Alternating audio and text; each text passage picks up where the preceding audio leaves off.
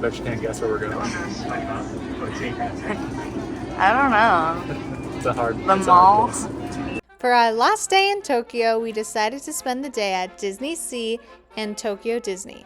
We went into this pretty blindly, so there was a lot we wished we would have known ahead of time. So we're all done with Tokyo? We're at Disney. Aubrey insisted we skip out on all the Tokyo stuff and do the Disney stuff. You're excited. I am excited actually. I think it'll be good.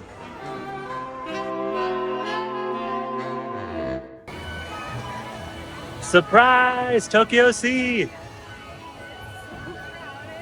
Oh my gosh, we waited an hour just to get through security. The first thing that really surprised us was how early people get there to line up before the park opens. We were there an hour before opening, which we thought was pretty good considering it took us over an hour of trains through Tokyo to get there. And every single entry line already had, I'm not joking, at least 100 people already waiting.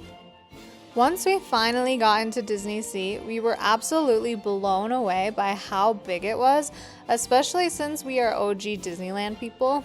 Everything was so grand and so spread out, so you're really able to see and appreciate every single detail a lot more.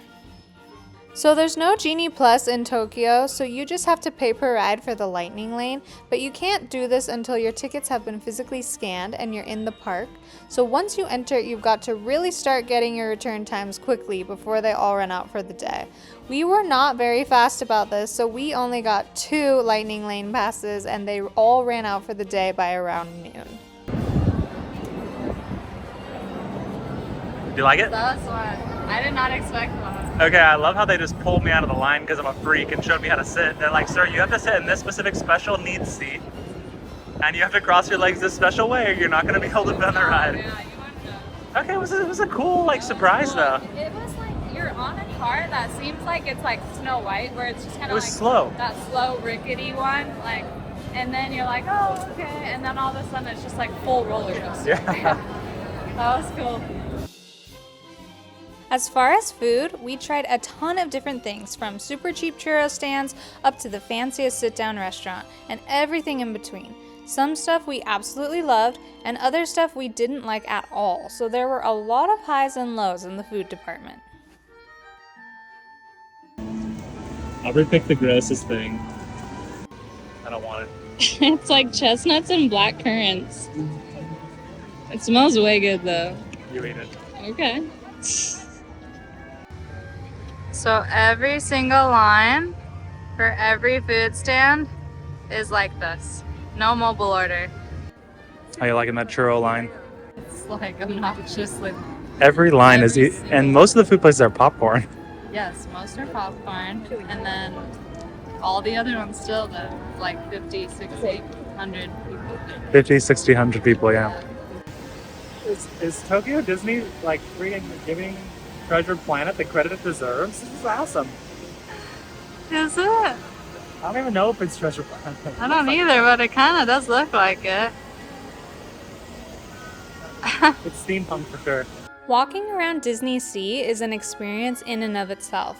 Each of the different lands were beyond amazing and we could just not get over it. You truly felt completely immersed in whatever area you were in, and it made exploring so much fun. One of our favorites was Mediterranean Harbor, which felt just like you were walking through Europe. It also had a huge fortress that you can just explore and overlooks the whole park, which was super cool. Arabian Coast was my other favorite that really stood out because it was massive and every single restaurant and shop was perfectly on theme and so amazing to look at. You felt like you were in the Middle East. Now, a little bit of a disclaimer here. We came in November of 2023, so Fantasy Springs wasn't open yet, so I don't have insight on that and I cannot vouch for that, but I guess we'll just have to go back and check it out. I'm actually getting addicted to the double hand wave. I started ironically, but now it's real. Also, just a side note, make sure you check out the Sinbad ride because it was so good. We didn't even know the story and it was mostly in Japanese, but it was one of our favorite rides. It was so adorable.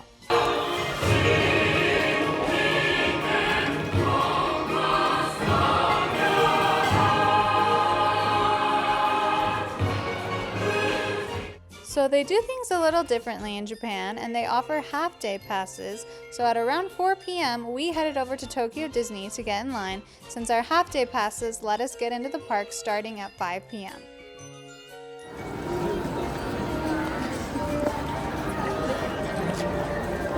I just can't get over how big this park, all the parks are.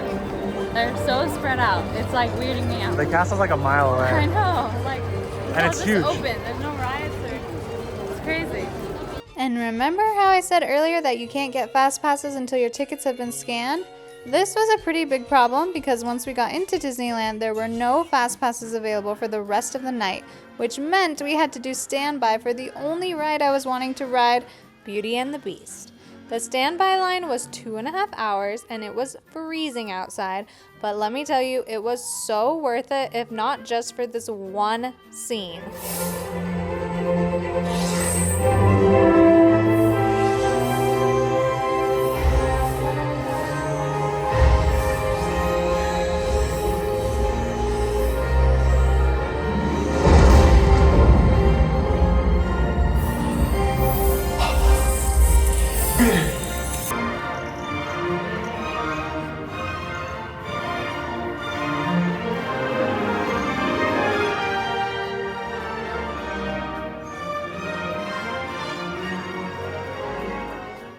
After we were done with Beauty and the Beast, we only had about an hour left in Disneyland since they close at 9 p.m.